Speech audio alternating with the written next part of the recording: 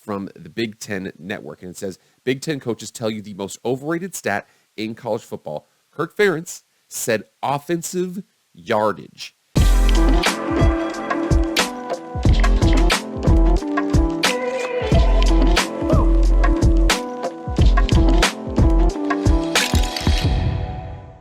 What is up, everybody? It is Jake with Master of Football, back at it again. Happy Tuesday. Thank you so much for being here. If you want to be up to date on all things college football, pro football, Madden, EA college football, anything related to American football, hit the red subscribe button. You'll not be disappointed. Hit the like button too, okay? We're almost to 1,000 subscribers. We're really pushing that right now. Click the subscribe button. I really appreciate it. Without further ado, let's get into the video. So, guys, there was something that happened recently we're going to talk about, but it reminds me of something that happened and has been happening for the last couple of years. When you think about a long-tenured head coach, there are going to be certain things that they do well, certain things they do not do well. No matter how good or bad the coach is, you're going to see that either way. For example, Bill Belichick is the head coach of the New England Patriots. He's been there for over 20 years at this point. He is a the most respected defensive mind in football, arguably, across the board. Very, very well respected. He does a fantastic job with bringing in defensive linemen, linebackers, pass rushers, cornerbacks, safeties. He does a really, really good job of teaching them up, coaching them up, bringing them in, evaluating them, and putting them on the field and having a good product. That being said, you see that over and over again with all his different teams. Again, there's certain teams will be weaker or stronger in certain areas, but he does a generally good job of scouting up the defensive side of the ball. Where his issue is wide receiver. And there was a long-standing situation where Patriot drafted receivers were definitely deficient in terms of their abilities. You know, I think of N'Keal Harry as probably the most recent one. They've done a decent job of finding people through free agency, but for the most part, if you're a New England Patriots drafted receiver, you're probably not going to work out. He just kind of has a hole hit there. He's never really been able to figure it out. I mean, you even think about when he had Randy Moss, that was a trade. I mean, Randy Moss was a trade when he had those amazing receivers out there doing good with the tight ends. Tight ends is different, but receivers, he's just kind of had the hole there, and he hasn't been able to figure that out, which is why I come to Iowa football, because Iowa football, for all of the fact that it's been pretty good over the last couple of years, you know, it sometimes has been really, really good, really highly rated, has some areas that it's very, very good in and some areas it's very, very deficient in. We go to the areas that it's very, very good in, and they are really, really good in these areas. First one here is the fact, and this was an article that was preseason this year. Iowa Hawkeyes boast sizable lead over FBS with 89 interceptions over the last 5 seasons. That's almost 20 picks a year for the last 5 years. They had a ton of picks this season too. They are one of the best ball hawking teams out there. If you ever go and visit Kinnick Stadium and your quarterback has a shaky day, it could be bad news bears for you because they are absolute ball hawks. They will pick you off. They will make you pay. Pick sixes all over the place. Really, really good defense, Iowa Hawkeyes. And remember here, we also got to remember, also do not forget about the offensive linemen in the NFL. You think about Tyler Linderbaum. You think, Ike Bodiger, I don't know how good he is per se. Riley Reif is a really, really solid one down there. You know, Brandon Scherf is really, really good. Marshall Yanda also came from Iowa too. He retired recently. James Daniels is really, really good. Austin Blythe is really, really good. Tristan Wirfs is really, really good. They are really, really good about producing NFL offensive linemen. And last but not least, their tight ends. And again, this was an article I found recently, and actually was very, very crazy because what he names here, he doesn't even mention George Kittle. He says injuries were a factor. George Kittle in college was injured quite a bit. You see the guys he had here, Marv Cook in the 80s. You can talk about Dallas Clark, TJ Hawkinson, Noah Fant. We got Tony Moyaki, CJ Fedorowicz. And then Sam Laporta, who is this year, he's a pretty good tight end. They're coming out this year. So you think about that. Those 3 areas, really, really good. So Iowa, known for being a ball hawking defense. Okay, Kinnick Stadium is a really, really tough place to play. All right, really good offensive linemen, pump a lot of those guys into the NFL. Really, really good tight ends. Those are the areas that they're good. So in the same way with Bill Belichick, really good on the defensive side of the ball, really good with linebackers, pass rushers, and just really, really good with defense. Iowa, really, really good with those areas. So what are Bill Belichick's receiver problems on the Iowa Hawkeyes? Quite literally the entire offense. So this is an article that just came out yesterday. Really, really, it's not as, I don't want to say it's as embarrassing as Kyler Murray's you're required to study 4 hours a week contract. It's not that bad, but it is one of those things where it's kind of like, yo, do we see a definite deficiency here? From Ton Van Haren, Iowa announced contract amendments for offensive coordinator Brian Ferentz with incentive-based opportunities to reinstate his previous contract after the Hawkeyes had a statistically poor offensive performance in 2022. In the new contract, Ferentz will make a base salary of $850K, will be able to have his contract reinstated to a 2-year rolling agreement with a bonus and salary adjustment if the team meets certain requirements. The team needs to score at least 25 points per game with a minimum of 7 games in 2023 for Ferentz to hit his goals.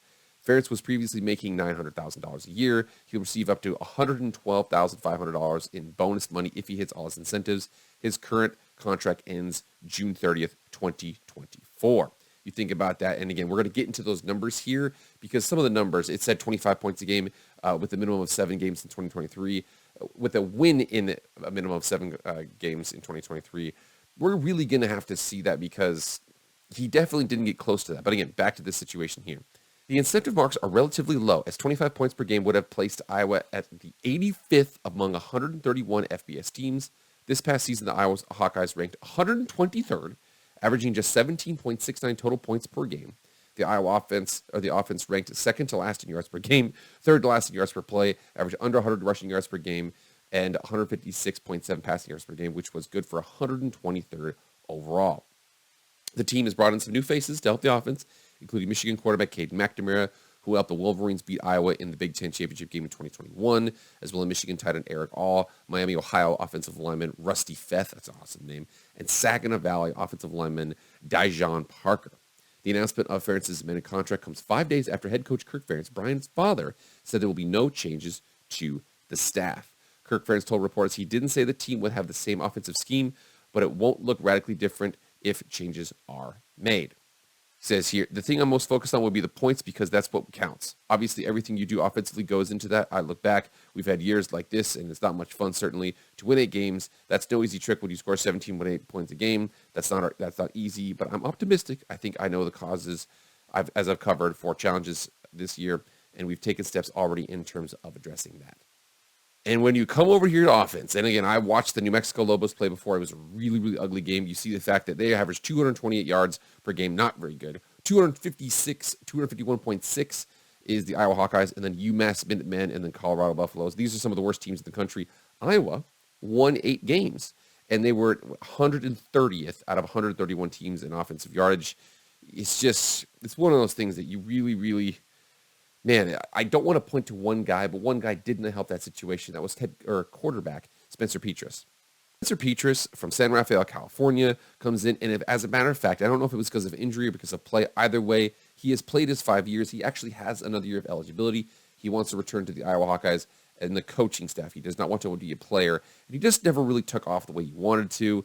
Comes over year 2020, again, shortened season there, but then 2021, 1,800 passing yards, 10 touchdowns, 9 picks. Last year, 5 touchdowns, 5 picks, 1,700 passing yards. You can tell the fact that it just didn't have what they really wanted. Sacked 32 times, sacked 24 times with a 281. I mean, not a very good percentage there in terms of percentage of times getting sacked, touchdown to interception ratio. It just wasn't what you wanted. And remember what I said before, while you can see how offensive minds, or not necessarily offensive minds, but just coaches think about certain things. This right here. So this was an article from, or this is a TikTok or a YouTube short from the Big Ten Network. And it says, Big Ten coaches tell you the most overrated stat in college football. Kirk Ferentz said offensive yardage. And unfortunately, that reveals itself in your attitude towards your offense and this and that. So you can see the fact that they take their offensive line very seriously. They take their tight end seriously. They take their defense seriously. They don't take their offensive yardage seriously. Now, I've done a lot of research here on this kind of stuff. And first of all, I'll tell you what, Iowa, if they could really turn their offense around and get middle of the pack, they're a deadly, deadly team. They can physically blow people up front. Their offensive lines are usually pretty good. They do have certain players that actually, especially offensive skill players, that can present matchup problems. I'm telling you, tight ends, if you have good tight ends, they are matchup nightmares for defense out there. And then you also see the fact that they have so many extra possessions because their defense is so good. That defense can travel. And again, you even think about it when you watch, I watched a couple of games this last season. First of all, the Iowa State versus Iowa game was just absolutely brutal slog. It was just a slow, absolute game. You see the fact, even J.J. McCarthy, there were a couple balls. He had to fit into tight coverage out there. They do a really good job. I think that if Iowa can turn around and get some sort of offense, if they could get in like the top 25 on offense, this is a national championship caliber team. Absolutely. But I do think that you look at their strategy because their offensive schemes were relatively similar. They run a lot of two-back, a lot of I formation. They like to be physical. That's probably a Kirk Ferentz thing. You've seen that throughout a couple different seasons, a couple different offenses. They've shown some spread concepts. And again, I'm not necessarily saying you have to just be a spread offense, but they've shown some spread offensive, schemes, but Spencer Petras just didn't work out the way that they wanted to. However, and this is very interesting for those to check this out because there was one game when I was watching through some of the tape, watching through some of the highlights, there was one game that was really, really surprising because it was a complete 180 from what you saw with Iowa football, and it was their bowl game. So when you watch this game, it's a 21-0 game, 21 points scored in the second quarter, and there was 2 pick sixes. It was one of those things where you're like, okay, what am I going to draw from a game like this? The thing about this right here was the Iowa Hawkeyes versus the Kentucky Wildcats. Will Levis for the Kentucky Wildcats did not play.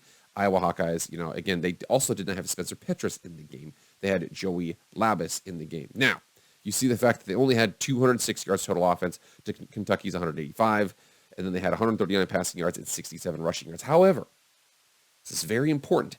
If you watch the game, there was a lot of, dare I say, spread option attack. There was a lot of cool things that they were doing out there. And again, a big reason why was I think because of their quarterback, Joey Labas, was in the game versus Spencer Petras.